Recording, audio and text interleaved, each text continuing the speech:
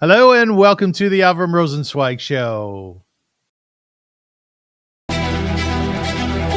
Welcome to one of the internet's best podcasts, where we dive deep into the lives of the extraordinary and fascinating people who leave an indelible mark on our world.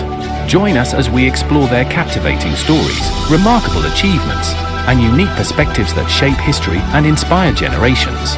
Get ready to embark on a journey through the lives of inspiring people unlike any other.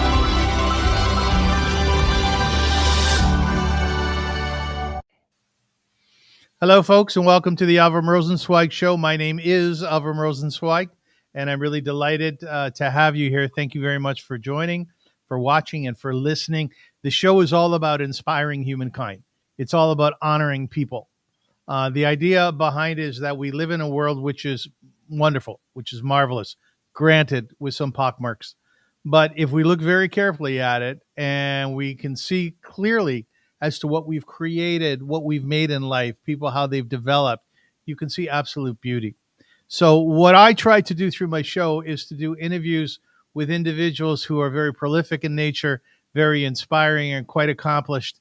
And what I am hoping is that people will listen to these interviews and grow through them and try to emulate them and say to themselves, wow, look how accomplished these individuals are. Excuse me, I'm gonna find my zone and I'm going to grow through it or within it. So take away what you can from our following interview. So why am I dressed like this? Because I am dressed sort of like a boxing aficionado, which I'm not. Although I grew up watching boxing with my father. And there was nothing as great sitting in Kitchener. We had a black and white TV for many years and tuning into the late night fights, Muhammad Ali, George Foreman, Joe Frazier, all the greats. Later on in life, when I was in yeshiva, a private Talmud school over on Finch Avenue, I remember one night sneaking into a fight at Centennial Arena, and the fighters that night were the great George Chuvalo and Pretty Boy Felstein. Right now, my guest today. Well, first I'll introduce my buddy Mitch. Mitch, how you doing? Nice to see you, Avrum. Great to be here. Looking forward to the interview. I had a great time last time. I'm sure I'll have another great time today. Thank you. Yeah, we had a really good interview, didn't we, Mitch? Yeah, I got a lot of feedback on it. People were really impressed with your questioning, and so don't hardball question me too much today. I might have spent all the last interview. Well, Mitch, let's just start with, so Mitch, is there a God? All right. So aren't you going to at least softball me in the beginning? Oh my goodness. What's your take on miracles? So yeah. Mitch Chuvalo is he's a star in his own right because he's got a wonderful mind. He was a teacher, a trainer, and he was marvelous with kids. I watched many videos about your accomplishments and the awards that you won using your sort of philosophical take on life and your understanding of humankind and putting that all together and training young people in sports in a way which I think is very prolific. Mitch is also considered to be the son of the toughest man who ever lived, or at least in our time. And of course, that's George Chuvalo. Lou Eisen is here with us. Lou is a boxing writer and historian. He's on the selection committee for the International Boxing Hall of Fame and a member of the International Boxing Research Organization. He appeared in the acclaimed movie Cinderella Man, portraying trainer Ray Arcel, and he lives in Toronto. Yeah. Arcel, he's boxing historian, author, and podcaster, and in his own words, he's an all-around schmuck. What does that mean, Lou? An all-around schmuck? I don't remember saying that. Yeah, you said it. You did. You said it on a video. I guess my ex-wife would agree with that, and probably my current wife would agree with that. Schmuck in the sense that I don't give in even when I'm wrong, and I should give in. Do you know you're not giving in, and do you know you're wrong? Sometimes, if I'm arguing with my wife, because you can't just, like I would say, you can always, when I did stand up, the key thing for marriage, you can tell how long. Every year my father is married, he added a new facial tick. Because the things my mother had done. So just, or he did the one with the nose where he just, and one time my mother sold his antique coins or paid for Eaton's delivery man. And I said, what'd you do? He said, I can't yell at her. So just took a 2-hour walk around the block. I noticed that you don't have facial tics, though. Not yet. Not yet, right? I do when I watch the Blue Jays. Like when you said to Mitch, is there a God? And I was going to say, if there is, he's not a Blue Jays fan. Yeah, he's not a Blue Jays fan. That's true. All right, I want to read you guys a paragraph, and I want to get your take on it. And the context here is trying to get to the core of what is boxing. Okay, so listen closely here. In the ring where shadows dance, two warriors meet in fierce romance. Gloved fists clench, hearts afire. Their destinies entwine, their spirits inspire. With every jab and every sway, they carve a tale in the dust of the fray. Sweat and blood paint the canvas floor as they battle on, hungry for more. Each blow a symphony, each dodge a verse. In this timeless duel they rehearse. Their bodies bear scars, their souls alight. In the ring's embrace, they find their might. For in the ring where dreams collide, heroes emerge and legends abide. Their names etched in history's tome. In the annals of glory, they find their home. So let the bell toll, let the crowd roar. For in the sacred space they soar. In the sweet science's eternal embrace, they find solace, they find grace. Lou, is boxing indeed that romantic? It can be if you go back to the 50s and 60s. It's an was that Grantland Rice who said that? This actually I got from AI. Oh, okay. Yeah. It can be. Most fighters, with the rare exceptions, are friends. So you could have good friends fighting. It's a business, and it's always been a business.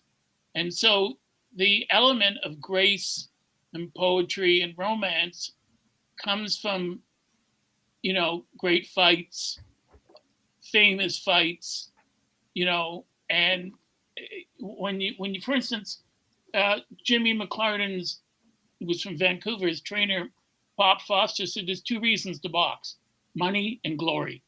And when McClarnon retired, he said, you don't need money, and you already had the glory. So there's no point. The grace is in the effort, is in the show you put on, and that you survived the battle, the other guys survived, but you put on a great show for the fans. And, you could look at a fight like when George knocked out Jerry Quarry, that poem would apply because that was a truly great fight. And George knocked Quarry out, dropped him twice with one shot, and that was a heroic win. George was bleeding over both eyes, and the referee said, if you don't stop him this round, it's over. I'm stopping it on cuts. And George went out and stopped it. So that's a glamorous fight. Doesn't look it when you're watching it, but it's an historic fight. Joe Louis in the second fight with Max Schmeling, when we're on the verge of World War II and the Nazis were in power and Schmeling had won the first fight, there were 90,000 people at Yankee Stadium, millions listening around the world. This was going to decide the fate of the world. And Louis killed him in 2 minutes and 4 seconds.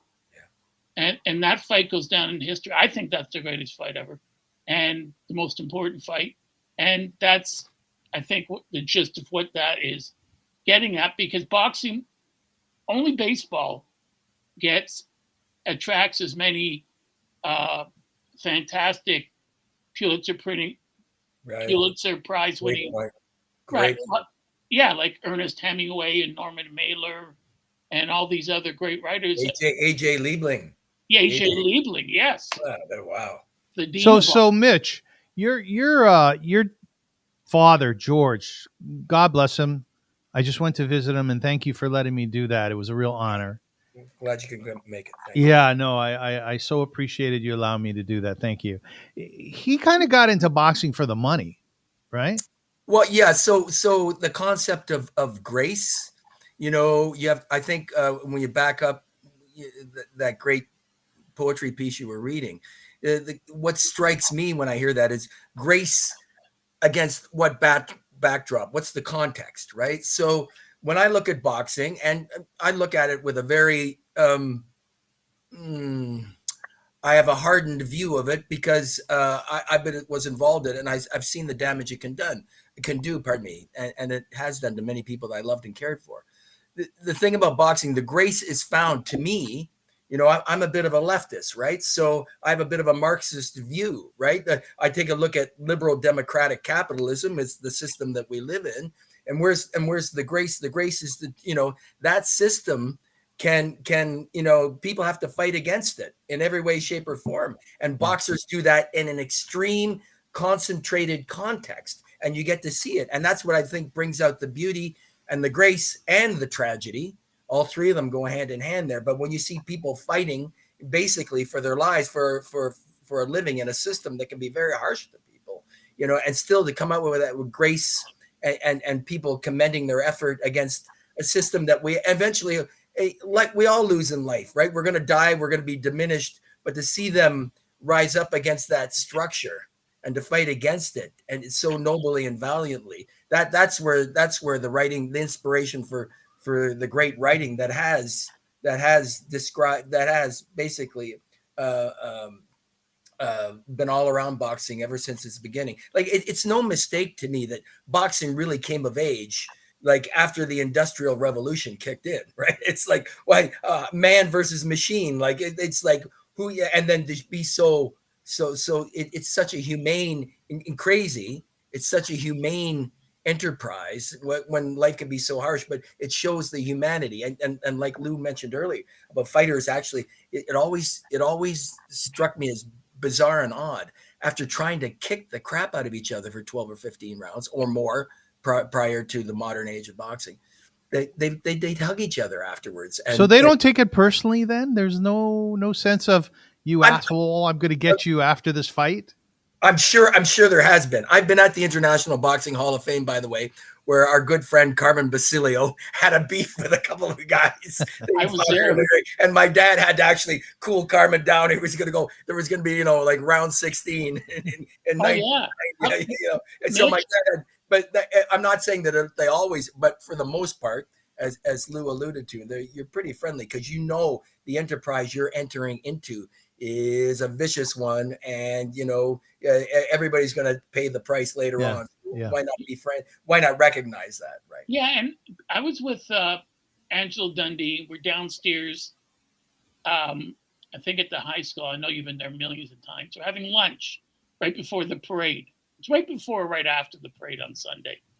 And I'm with Angelo. Now, Angelo's in his late 80s. And he's walking with Carmen Basilio, one of his fighters. We pass Emil Griffith's table. Now, Emil was gay. It was a well-known secret. No one, but the press would never print that, even when people wrote that. But didn't write it in a mean way. And he'd been the victim of a gay bashing, so Emil wasn't all there. And neither was Carmen. But when he walked by him, he said, "Hello, faggot." And Emil got up and shoved him. And they started throwing punches. Each threw 2 or 3 punches, all landed on Angelo's face. And Angelo I shouldn't be laughing, sorry. But I mean, Angelo said, "Thanks, Carmen. Thanks a lot, buddy." And, they broke it up. And this came from when the tragic fight that Emil Griffith had in '62 with Benny Kid Paret, their third fight, in which Paret died. And before the fight, at the weigh-in, he called Griffith a medicon, faggot. And Griffith turned around and said, "No one calls me a faggot. You're going to die. Tonight, I'm taking your life." He didn't mean it. He was reacting in the moment to what went on. But Paret died. Paret, of course, died. Shouldn't have been fighting because not even 3 months earlier he fought, this building. Gene Fulmer did he fight? Yeah. And Fulmer knocked him out in 10 rounds, dropped him 6 times, and put a phenomenal beating on him. I mean, Fulmer beat the hell out of Sugar Ray Robinson, and he was phenomenally strong. And there's no way that Paret should have fought again. But they allowed him to fight. And unfortunately, that's what happened. And I always think when Mitch mentions grace under pressure. So the referee says to George after the 6th round, if you don't, you're cut. If the fight, I'll give you one more round, then I'm stopping it. And George doesn't go frantic. Oh my God, what am I going to do? Okay, I get it. I understand. Thank you for letting me know how the situation is. I'm going to go out and do my job. And he did. And that's the grace of the sport when a guy can be losing or get knocked down and then get up and say, no, you're not beating me tonight. Tonight is my night. One of the redeeming features to prize fighting has always been the suggestion that regardless of how badly you're losing, until the final bell, you've got a chance to win. You know, if you're down 100, if you're losing 100-0 in a football game, you're not coming back in the last. There is no knockout blow. So the knockout blow is both the redeeming feature and the one that can damage you the most. So we're talking about, you know, a dualistic universe here with some pretty, you know, harsh consequences, right? So yeah, I just a postscript to what you're talking about in terms of the Kid Perret Emil Griffith fight. Gil Clancy recounted to me at the International Boxing Hall of Fame something that he felt a little guilty for, because he said sometimes during a fight, Griffith,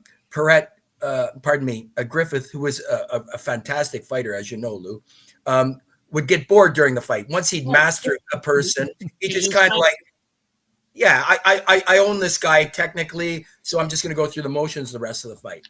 Gil Clancy said to him before the round that Perret died in, get out there, you're taking it easy, you got to go get him. And he slapped him a couple times. And he never did that. That was so unlike Gil Clancy, who was by all accounts a very like straightforward and, you know, police league guy, taught kids amateur boxing in police league in New York. And he slapped Emil to get him fired up. And then he always... that's a big thing, because Emil was super sensitive.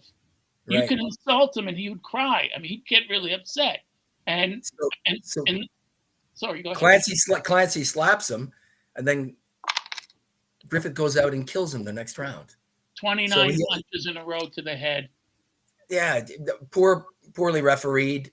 You know, what happened, the test beforehand probably would have shown brain damage, or so he hadn't recovered from the Fulmer fight. Perret had not. So yeah, a tragic consequence like that. That story is legend in the annals of boxing history. Can I ask you both something? It's incredible how much you know. You are both walking encyclopedias of boxing. Why? Why do you remember? What draws you to it? Well, when I was 6 or 7, my mother died when I was 5. So I'm sorry. My father wanted to get me involved in sports, and I turned on the TV one day, and there was Muhammad Ali, and I was transfixed. Who is this guy? Yeah, this guy's fantastic. I'm the greatest thing that ever lived. I'm pretty. I can't be beat. Yeah. And so I was enthralled by that, and so that I got into it. I watched a Perret fight, which was on ABC, in Griffith with my father. Now, I was 2.5 years old. My mother wasn't happy about that. And my father said, he doesn't know what's going on anyways. And she said, but he shouldn't be watching this. So I lived through boxing. So, Muhammad Ali, then you find out, he fought George Chuvalo. And then my father says, George Chuvalo lives here. No, he doesn't. He lives in Toronto. No, he doesn't. He's famous. Yes, he lives here. And so then, I learn all about George. And then I get books on boxing. I learn about Jack Dempsey and Benny Leonard and Jack Johnson. And then the more I learn about the sport, the more I fall in love with it, the more I love watching it and going to fights.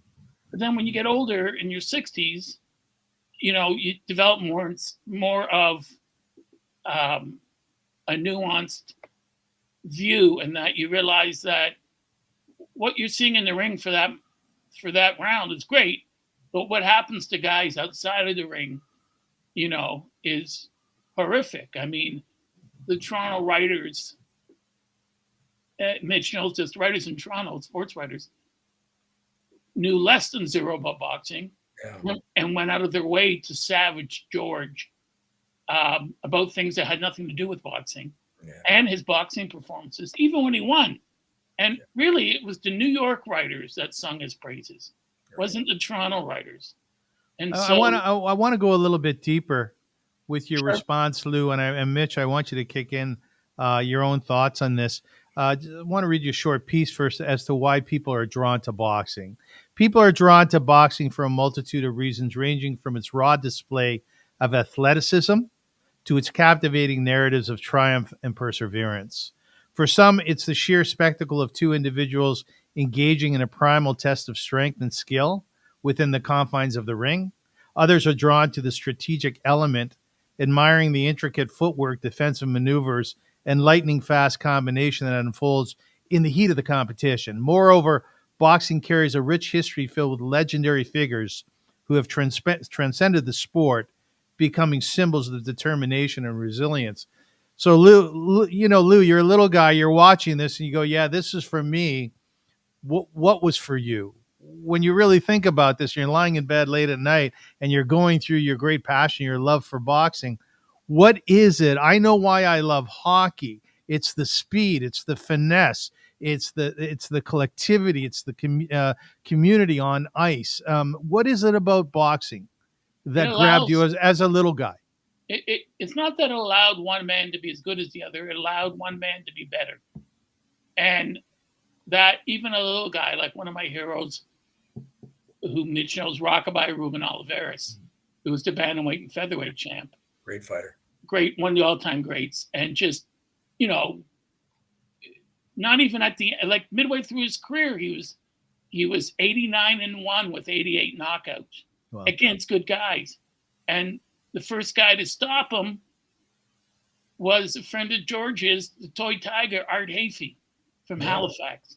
And to me, that was miraculous. No one beats Ruben Oliveras. It's not even in the realm of possibility. And when Hafey goes to Mexico to fight him, they said, "Aren't you afraid he's going to kill you?" And Art said, "I'm 35-2 with 34 knockouts. What am I afraid of? I've knocked out everyone he's knocked out." And he knocked out Oliveras. So the fact that something that amazing can happen, no one, the underdog story, no one thought Ali was going to beat Foreman. And I went around in junior high and told everyone Ali would win in 8 rounds because that's what he said, and I believed him. Everybody, even the teachers, made fun of me.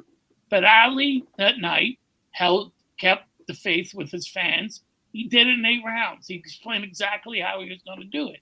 And so as a kid, this is a galvanizing thing, because when you watch a Maple Leaf Gardens, watching Ali beat Foreman, it lets you know anything's possible. Yeah. Anything in the world can be done. Mitch, you never boxed, right?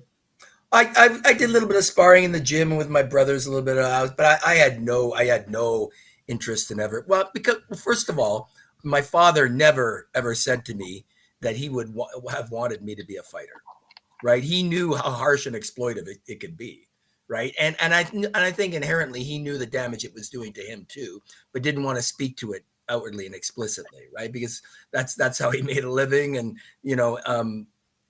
I think my dad romanticized, like all people do when they begin in something, they romanticize the enterprise, right? So my dad always spoke about the external payoff of boxing, the money, fame, recognition, all that kind of stuff, and that's what draws you to it, especially his coming from a very working class background, right? So, and he wasn't my dad wasn't highly educated.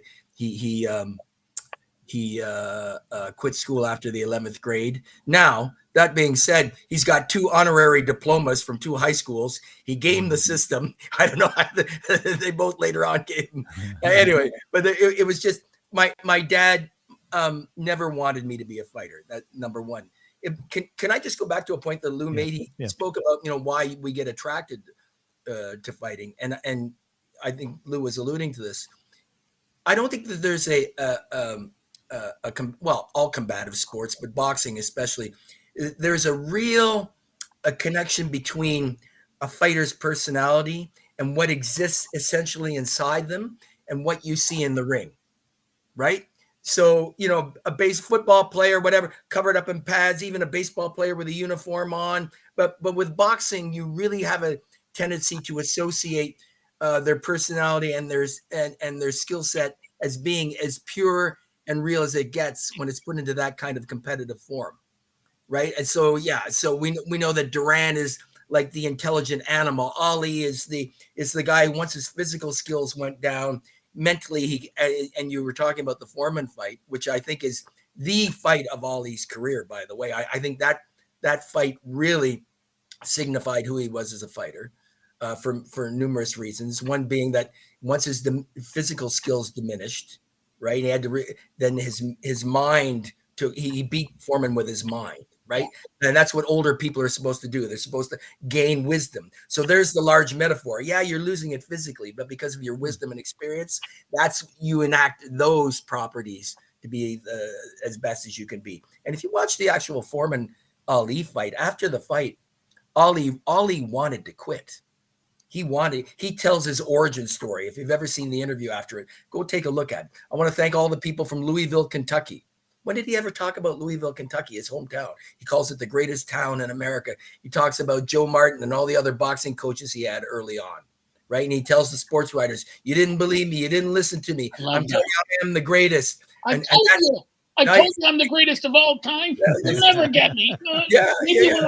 All you sports writers, you thought, I am the boxing intelligence. I'm the intellect, right? So don't try to outthink me. And that was a beautiful moment. Now, sadly, he continued fighting because, he had lots of children to pay support for. He had lots of wives, recently divorced or getting divorced from Khalil Ali, the former Melinda. And he had Herbert Muhammad said, you cannot quit now. You have to keep fighting. So and Nation of Islam stole a lot of his money too. Yeah, there's great debate about whether they helped more or hurt more. You can make an argument for both sides of the coin there, but what was strange about Ali, and Lou, you alluded to this in your interview with Arnie Lang. You guys talked about brain injury within the sport. Early on, you said that when Muhammad Ali was fighting, he would take 20 shots to the head in the course of a fight. But as he got older, he would take 300 during the fight, 120 to the head. And he would say that he would back up against the ropes, let his sparring partner punch him in the head, quote, so that he could develop that muscle. What was that all about, Lou Eisen? Well, he would let him punch him in the liver and the kidneys. When guitar players, they play guitar, they get calluses, which helps them. Their fingers will stop bleeding. But his doctor, Ferdy Pacheco, said, that doesn't work that way with organs, Mohammed. You can't toughen up your liver or kidneys, or spleen or your brain by taking punishment. The only way you can help your organs is by living healthy, eating well, and exercising. Ali had no choice because, as Mitch said, his legs were gone. So, and that was, quite a bit, 80% of what he was in the 60s. We never really saw him in his true prime. So against Foreman, he had to become a dinosaur. He showed, as Larry Merchant said to me once, that he was the toughest son of a bitch. And he had to stand there and take these punches. And like you said, in training camp, Avrum, he would let his sparring partner, he always went easy on them. He wasn't like Liston who went out to kill them. He said, this makes no sense. And this is what happens usually in sparring. Mitch and I have discussed this at length before. Angelo or Teddy McWhirter with George, you don't just put a guy in and say to George, kill him. You work on specific aspects. So the guy you're fighting, George is going to do this. So I'd like you to do this.